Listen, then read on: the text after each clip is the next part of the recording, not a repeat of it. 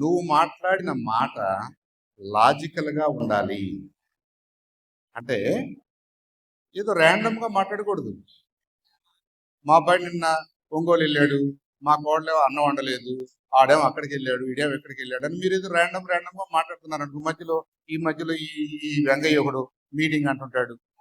అంటే ఏంటి, మీరు డిస్కనెక్టెడ్గా అన్కనెక్టెడ్ నాట్ కనెక్టెడ్ విషయాలన్నింటినీ ఒక బుట్టలో వేసి మొత్తం తిప్పేస్తున్నారు. అలా కాదు. వెంగయ్య, నువ్వు నన్ను మీటింగ్కి రమ్మన్నావయ్యా, నాకు కొద్ది గంట లేట్ అయ్యేటట్టుంది, ఒక గంట లేట్ తర్వాత నేను ఎట్టగొట్ట వస్తాను, బస్సును బయలుదేరి వెళ్ళిపోమని చెప్పు అన్నారనుకోండి. క్లారిటీ ఉందా లేదా?